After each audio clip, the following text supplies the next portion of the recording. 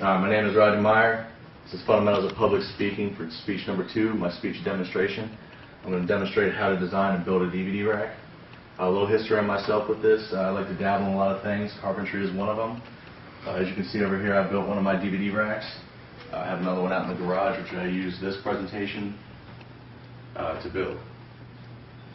Alright, so introduction, I'm going to discuss the proper preparations, obtaining the required materials, the use of stains and paints, actually assembling the materials together, and then using the finished product. Okay, so obtaining the materials. Alright, got a picture right here of myself looking at the Lowe's website. It's where I like to shop for my wood. I go ahead and I get the lumber that I need. It makes it easy. I can budget it out. All the prices are already there. Alright, that goes along with do your homework. Make sure you have a budget. Make sure you know what you want to spend on this. In some cases, depending on what you want to build, you might end up being more cost effective just to build one that's already assembled for you. In my case, it costs about $38 to build it, so I already have the rest of the hardware to do it, so it makes it easier. Alright, again, pick the hardware, lumber, store it in the area that you need to support your needs, and budget out whatever you need to do.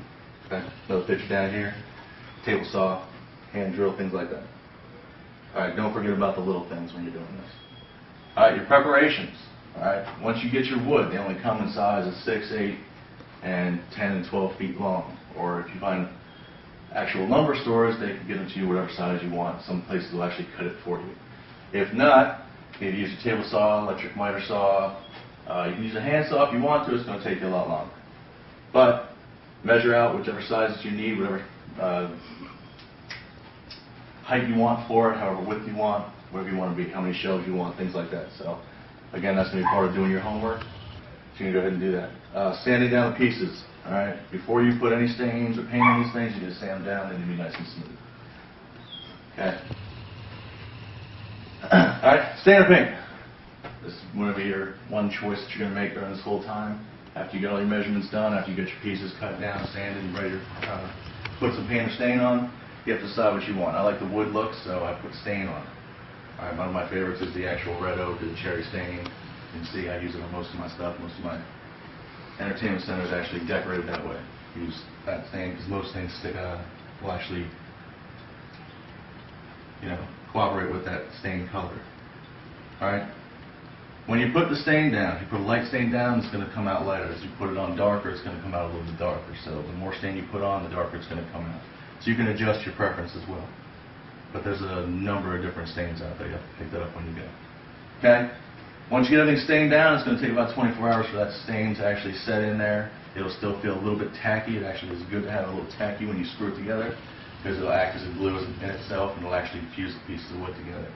Okay? This will allow sufficient time to dry.